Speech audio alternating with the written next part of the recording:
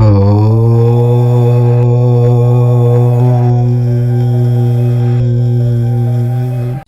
మనం కర్కాటక రాశి వారి గురించి తెలుసుకుందాము.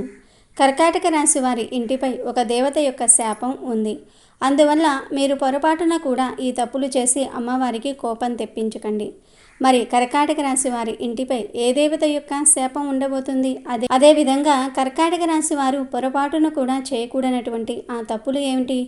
అలాగే మీకు ఉన్న సమస్యలు, కష్టాలు, నష్టాలు, బాధల నుంచి బయటపడాలి అంటే ఎటువంటి పవర్ఫుల్ పరిహారాలు పాటించాలి అనేది కూడా ఈరోజు మనం ఈ వీడియో ద్వారా తెలుసుకుందాము. ముందుగా ఈ వీడియోని ఎక్కడా స్కిప్ చేయకుండా చివరి వరకు చూడండి. అలాగే మా వీడియోని లైక్ చేయండి, షేర్ చేయండి, సబ్స్క్రైబ్ చేసుకోండి. ఇక వీడియోలోకి వస్తే పునర్వసు 4వ పాదము, పుష్యమి 1, 2, 3, 4 పాదాలు మరియు అశ్లేష 1, 2, 3, 4 పాదాలలో జన్మించిన వారు కర్కాటక రాశికి చెందుతారు. కర్కాటక రాశి వారికి రాశ్యాధిపతి చంద్రుడు. ఈ కర్కాటక రాశి వారు స్త్రీలు కానీ పురుషులు కానివ్వండి చాలా అందంగా ఆకర్షణీయంగా ఉంటారు. ఎందుకంటే వీరిని చూడగానే వీరిలో ఒక లక్ష్మీ కళ అనేది పుట్టుకొస్తుందన్నమాట. కర్కాటక రాశి వారికి అధిపతి చంద్రుడు కాబట్టి వీరి మనసు చాలా సున్నితంగా, స్వచ్ఛంగా ఉంటుంది. వీరికి మనసు ఎంత సున్నితంగా ఉంటుందో కోపం కూడా అంతే అధికంగా ఉంటుంది. వీరిని చూస్తే ఎవరైనా సరే చాలా చక్కగా ఉంటారని అనకుండా ఉండలేరు. చూసే కొద్దీ చూడాలనిపించేటటువంటి చక్కటి ఆకర్షణీయమైన రూపాన్ని కలిగి ఉంటారు. అలాగే వీరి వ్యక్తిత్వం కూడా చాలా మంచిది. వీరి మనసు కూడా చాలా స్వచ్ఛంగా ఉంటుంది. ఎవరికైనా సరే కలలోనైనా కూడా హాని చేయటం చాలా తప్పు. ఒకవేళ తెలిసి తెలియక చేసినా సరే అది కర్మరూపంలో వెంటాడుతుందని చెప్పి ఒక గొప్ప జీవిత సత్యాన్ని తెలుసుకున్న వ్యక్తులుగా ఈ కర్కాటక రాశి వారిని చెప్పుకోవచ్చు. కాబట్టి ఎవరికీ కూడా కలలో కూడా హాని చేయాలని అనుకోరు. అందరూ బాగుండాలి, అందులో మనం ఉండాలి అనుకునేటటువంటి వ్యక్తిత్వం ఈ మనుషులది.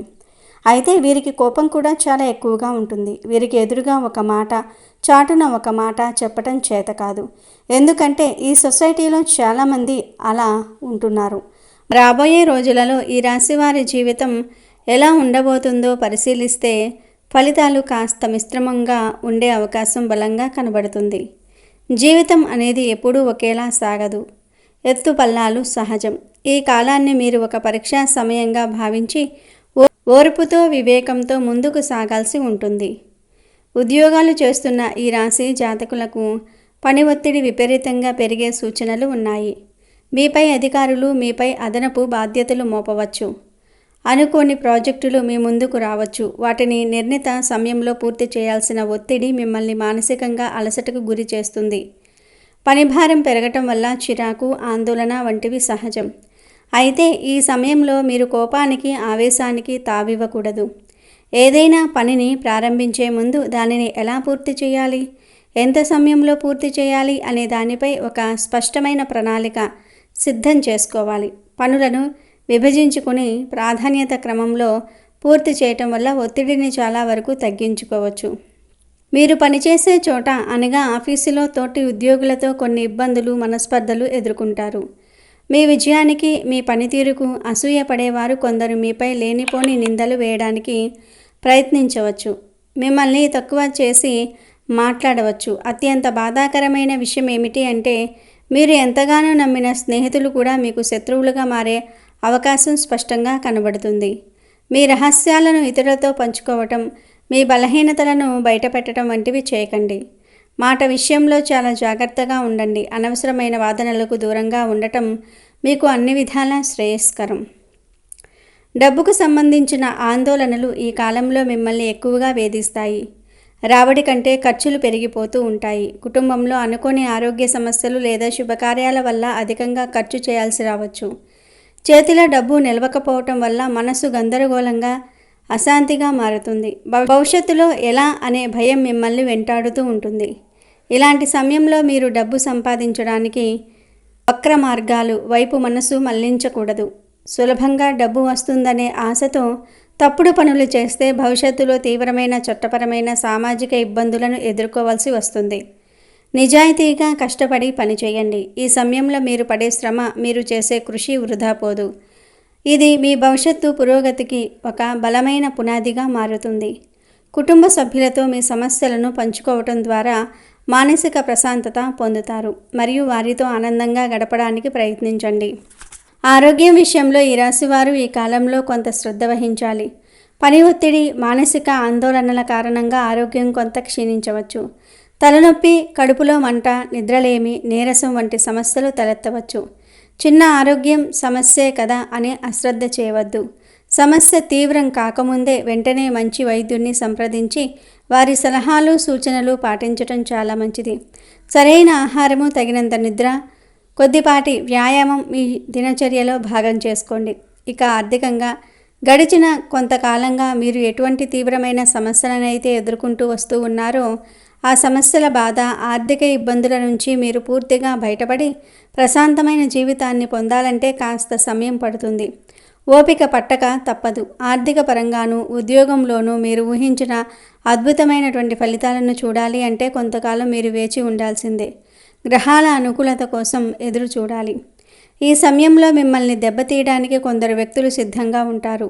ఆర్థికంగా మిమ్మల్ని నష్టపరచడానికి కావచ్చు, లేదా 10 మందిలో మిమ్మల్ని అవమానించి మీ ప్రతిష్టకు భంగం కలిగించాలనే దురుద్దేశంతో కావచ్చు. కొంతమంది మీకు దగ్గరి వారే మీకు వ్యతిరేకంగా ప్రణాళికలు రచించటం జరుగుతుంది. మీ వెనుక గోతులు తీసే ప్రయత్నం చేస్తారు. కాబట్టి ఎవరినీ గుడ్డిగా నమ్మవద్దు. మీ వ్యాపారాల్లో, ముఖ్యంగా ఆర్థిక విషయాల్లో చాలా పారదర్శకంగా, జాగ్రత్తగా ఉండండి. అయితే ఇన్ని ప్రతికూలతల మధ్య ఒక సానుకూలమైన అంశం కూడా ఉంది. ఆపదలో, కష్టాల్లో ఉన్న వారిని చూసి మీ హృదయం చలించిపోతుంది. మీకు ఉన్నంతలో మీరు వారికి సహాయం చేసి మీ యొక్క గొప్పతనాన్ని, మీ ఔన్నత్యాన్ని చాటుకుంటూ ఉంటారు. మీరు చేసే ఈ నిస్వార్థ సేవ వల్ల సమాజంలో మీకు మంచి పేరు, గౌరవము లభిస్తాయి. ఈ విధంగా మిమ్మల్ని అపార్థం చేసుకున్న వారు కూడా మీ మంచితనాన్ని అర్థం చేసుకుని తిరిగి మీతో స్నేహాన్ని కొనసాగించే అవకాశాలకు ఈ సమయం అనువుగా ఉంటుంది. మీరు ఆపదలో ఉన్న వ్యక్తులకు చేసే సహాయం ఏదైతే ఉందో వారి జీవితంలో మీ ద్వారా ఒక గొప్ప మేలు జరుగుతున్నట్లుగా వారు భావిస్తూ ఉంటారు. వారి దీవెనలు మీకు శ్రీరామ రక్షగా నిలుస్తాయి. వ్యాపారస్తులకు మాత్రం రాబోయే కొన్ని రోజుల వరకు కొంత కష్టకాలం అనే చెప్పుకోవాలి. వ్యాపారంలో లాభాలు తగ్గి నష్టాలు పెరిగే అవకాశం ఉంది. మార్కెట్లో పోటీ పెరగటము, మీ అంచనాలు తలకిందులు కావటం జరగవచ్చు. సాధారణంగా మీరు చేసే వ్యాపారంలో ఊహించిన నష్టం జరగవచ్చు. కాబట్టి పెట్టుబడుల విషయంలో, కొత్త ఒప్పందాల విషయంలో చాలా జాగ్రత్తగా 1-2 సార్లు ఆలోచించి నిర్ణయం తీసుకోవాలి. ముఖ్యంగా భాగస్వామ్య వ్యాపారం చేస్తున్న వారు అత్యంత జాగ్రత్తగా ఉండాలి. మీ వ్యాపార భాగస్వామితో చిన్న విషయానికి మొదలైన గొడవ కాస్త పెద్దగా మారి అది మీ వ్యాపార సంబంధాన్ని దెబ్బతీయటమే కాకుండా మీ వ్యాపార భవిష్యత్తుపై కూడా తీవ్రమైన ప్రతికూల ప్రభావాన్ని చూపించబోతుంది. భాగస్వామ్యాలు విడిపోయేంత వరకు పరిస్థితి వెళ్ళవచ్చు. కాబట్టి అందరికన్నా భాగస్వామ్య వ్యాపారం చేస్తున్న వారు సంయమనం పాటిస్తూ తగిన జాగ్రత్తలు తీసుకోవాలని గుర్తుపెట్టుకోండి. ఇక వివాహ సంబంధాల కోసం ఈ రాశిలో జన్మించిన యువతీ యువకులు ఎవరైతే ఎంతో కాలంగా ఎదురు చూస్తూ ఉన్నారో వారికి సమయం అనుకూలంగా మారబోతుంది. మీ జీవితంలో ఇదివరకు మీరు ఎన్ని సంబంధాలు చూసినా కానీ ఏవీ మీకు నచ్చలేదు, లేదా కొన్ని నచ్చిన జాతకాలు కలవలేదు, మరికొన్నిటికి పెద్దలు ఒప్పుకోలేదు. ఇలా ఏదో ఒక ఆటంకం ఎదురవుతూనే ఉంది కదా. కానీ ఈ సమయంలో మీ ముందుకు వచ్చే ఒక సంబంధం దాదాపు అన్ని అంశాల్లో మీకు అనుకూలంగా ఉంటుంది. వారి కుటుంబ నేపథ్యము, వారి ఆలోచన విధానము, వారి రూపం, గుణం అన్నీ మీకు నచ్చుతాయి. రాబోయే రోజుల్లో పెళ్లికి సంబంధించి మాట మంచి పూర్తి కావటంతో పాటుగా నిశ్చితార్థం, పెళ్లి ముహూర్తాలు కూడా ఖరారయ్యే అవకాశాలు బలంగా ఉన్నాయి. వివాహం విషయంలో మీకు అన్ని రకాలుగా అనుకూలంగా ఉంటుంది. అయితే ఈ రాశిలో జన్మించిన మరికొంతమంది వ్యక్తులకు వారి జాతకంలోని గ్రహస్థితిని బట్టి కొన్ని చిక్కులు, సమస్యలు, ఇబ్బందులు ఎదురవుతూ ఉంటాయి. వాటిని అధిగమించి ముందుకు సాగితేనే ఈ రాశి వారి జీవితం ఆనందమయంగా ఉంటుంది. ఇకపోతే మనం మొదట చెప్పుకున్నాం కదా, ఈ రాశి వారి ఇంటిపై ఒక దేవత యొక్క శాపం ఉందని. అవును, మీరు వింటున్నది అక్షరాల నిజం. ఆ శాపం కారణంగానే మీరు జీవితంలోనికి పైకి రాలేకపోతూ ఉన్నారు. ఆ శాపం వల్ల మీరు ఖచ్చితంగా కొన్ని జాగ్రత్తలు తీసుకోవాల్సిందే. దాంతోపాటు మీరు పొరపాటున కూడా ఇప్పుడు మనం చెప్పుకోబోయేటటువంటి తప్పులను అస్సలు చేయకూడదు. కాదు, మాకు నమ్మకం లేదు అని మీరు ఆ తప్పులు చేస్తే మాత్రం ఆ దేవతకు పట్టరాని కోపం వస్తుంది. దాని పరిణామాలు చాలా తీవ్రంగా ఉంటాయి. మరి ఈ రాశివారి ఇంట్లో ఏ దేవత యొక్క శాపం ఉంది అంటే ఆ దేవత మరెవరో కాదు, సర్పరూపంలో కొలువబడే ప్రత్యక్ష దైవం నాగదేవత. అవును, ఈ రాశివారి గృహంపై నాగదేవత శాపం ఉంది. దీనికి అనేక కారణాలు ఉండవచ్చు. మీ పూర్వీకులు ఎవరైనా తెలిసి కానీ తెలియక కానీ సర్పాలకు హాని తలపెట్టి ఉండవచ్చు. లేదా పుట్టలను తవ్వేయటం, నాగదేవత విగ్రహాలను అపవిత్రం చేయటం వంటి దోషాలకు పాల్పడి ఉండవచ్చు. ఆ సర్పదోషమే నేడు నాగదేవత శాపంగా మీ ఇంటిని మిమ్మల్ని పట్టి పీడిస్తుంది. కాబట్టి మీరు పొరపాటున కూడా ఈ తప్పులు చేసి నాగమ్మకు మరింత కోపం తెప్పించకండి. మరి మీరు ఏ తప్పులు చేయకూడదు, ఏ నియమాలు పాటించాలి అని అంటే, ఈ రాశి వ్యక్తులు ఎవరినీ కూడా మీ మాటలతో సూటిపోటిగా గుండెల్లో గుచ్చుకునేలాగా దూషించకండి. కోపంలో విచక్షణ కోల్పోయి మాట్లాడడం మీ బలహీనత. కానీ మీ వల్ల ఎదుటి వ్యక్తులు బాధపడి కన్నీరు కారిస్తే ఆ పాపం, ఆ శాపం మిమ్మల్ని అనునిత్య నీడలా వెంటాడుతూనే ఉంటుంది. వారి కన్నీటి చుక్కలు మీ పుణ్యాన్ని హరించి వేస్తాయి. పైగా నాగదేవత మీపై తీవ్రమైన ప్రతికూల ప్రభావాన్ని చూపిస్తుంది. దాంతో మీరు ఏ పని ప్రారంభించినా అది మధ్యలోనే ఆగిపోతుంది. నాగదేవత శాపంతో పనులన్నీ అసంపూర్తిగా మిగిలిపోతూ ఉంటాయి. ఆడవారి జోలికి, పసిపిల్లల జోలికి అస్సలు వెళ్ళొద్దు. వారిని పల్లెత్తు మాట కూడా అనొద్దు.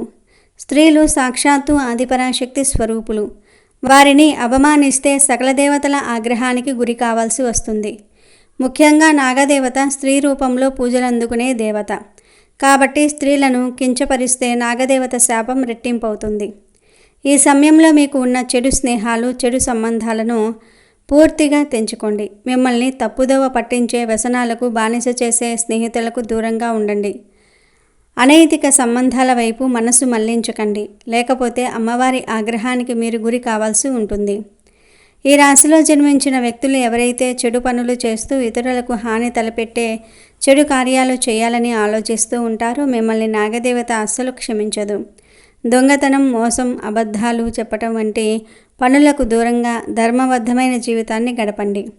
మీరు ఎవరికైనా డబ్బు ఇవ్వాల్సి ఉంటే లేదా ఏదైనా సహాయం చేస్తానని మాట ఇచ్చి ఉంటే వీలైనంత త్వరగా ఆ మాటను నిలబెట్టుకోండి. మీకు ఆపదలో డబ్బు సహాయం చేసిన వారిని, మిమ్మల్ని కష్టాల్లో ఆదుకున్న వ్యక్తులను ఎప్పటికీ మోసం చేయకండి.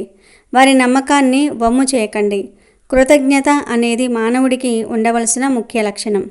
మీరు ఏ ముఖ్యమైన పని ప్రారంభించినా, అది ఉద్యోగంలో చేరటం కావచ్చు, వ్యాపారం మొదలుపెట్టడం కావచ్చు, ఇల్లు కట్టడం కావచ్చు, ఏ పని అయినా సరే ముందుగా మనసులో ఓం శ్రీ నాగదేవతాయే నమః అని స్మరించుకొని ఆ తర్వాతే ఆ పనిని ప్రారంభించండి. అప్పుడు ఆటంకాలు తొలగిపోయి మీ పని విజయవంతమవుతుంది.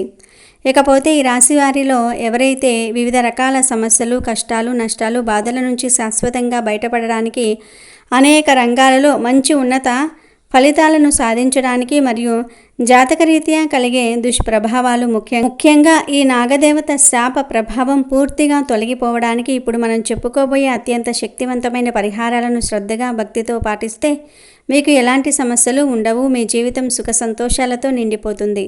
మరి ఆ పరిహారాలను ఇప్పుడు మనం వివరంగా చూసేద్దాం. నాగదేవత అనుగ్రహం పొందడానికి, నాగదోష శాంతికి ఇది అత్యంత ముఖ్యమైన పరిహారం. మీకు దగ్గరలో ఉన్న పుట్ట ఉన్న గుడికి కానీ, సుబ్రహ్మణ్యేశ్వర స్వామి ఆలయానికి కానీ ప్రతి మంగళవారం లేదా పంచమి తిథి నాడు వెళ్ళి పుట్టలో పాలు పోయండి. నాగదేవతకు పసుపు, కుంకుమ, పూలతో పూజ చేయండి. వీలైతే పండితులచే నాగప్రతిష్ఠ పూజ చేయించటం వల్ల వంశ పారంపర్యంగా వస్తున్న సర్పదోషాలు కూడా తొలగిపోతాయి. విష్ణుమూర్తి దుష్ట శిక్షకుడు, శిష్ట రక్షకుడు. ఆయన్ను పూజించటం వల్ల సకల గ్రహదోషాలు నివారించబడతాయి. ప్రతి గురువారం విష్ణు సహస్రనామ పారాయణం చేయటం లేదా వినటం చాలా మంచిది. సాధ్యమైతే 11 ముఖాల రుద్రాక్షమాలను ధరించండి. ఇది ఆత్మవిశ్వాసాన్ని పెంచి ప్రతికూల శక్తుల నుంచి రక్షణ కల్పిస్తుంది. అలాగే జ్యోతిష్య పండితుల సలహా మేరకు పసుపు రంగు మణిని ధరించటం వల్ల గురుగ్రహ అనుగ్రహం కలిగి ఆర్థికంగా, వృత్తిపరంగా అభివృద్ధి సాధిస్తారు. విఘ్నాలకు అధిపతి అయిన గణపతిని పూజిస్తే పనిలో ఒత్తిడి, ఆటంకాలు తగ్గుతాయి. ప్రతిరోజు ఓం గం గణపతియే నమః అని 108 సార్లు జపించండి. మీ జాతకంలో గురు చండాల యోగం వంటి తీవ్రమైన దోషాలు ఏమైనా ఉంటే అనుభవజ్ఞులైన పండితులచే చండాల గ్రహస్థితి పూజ చేయించటం ద్వారా ఆ దోషాల యొక్క దుష్ప్రభావాలను తగ్గించుకోవచ్చు.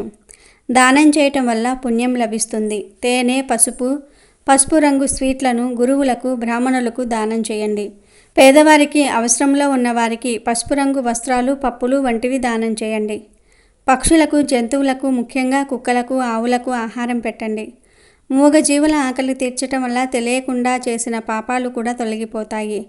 మానసిక ప్రశాంతత కోసం గందరగోళం తగ్గడానికి ప్రతిరోజు రాత్రి ఓం శ్రాం శ్రీం శ్రౌం చహ చంద్రమసే నమః అనే చంద్రగ్రహ మంత్రాన్ని జపించండి. ఇప్పుడు మనం చెప్పుకున్న ఈ నియమాలను పాటిస్తూ పరిహారాలను భక్తి శ్రద్ధలతో ఆచరించటం వల్ల క్రమంగా మీ జీవితంలోని సమస్యలు, ఆటంకాలు తొలగిపోతాయి. నాగదేవత శాపం యొక్క ప్రభావం తగ్గి ఆ దేవత యొక్క ఆశీస్సులు మీకు లభిస్తాయి. మీరు నిండు నూరేళ్లు ఆయురారోగ్యాలతో, అష్టైశ్వర్యాలతో, సుఖ సంతోషాలతో హాయిగా జీవిస్తారు. డబ్బుకి ఎలాంటి లోటు ఉండదు. ఆర్థికపరమైన ఇబ్బందుల నుంచి పూర్తిగా బయటపడి సమాజంలో ఉన్నతమైన కీర్తి ప్రతిష్టలను పొందుతారు.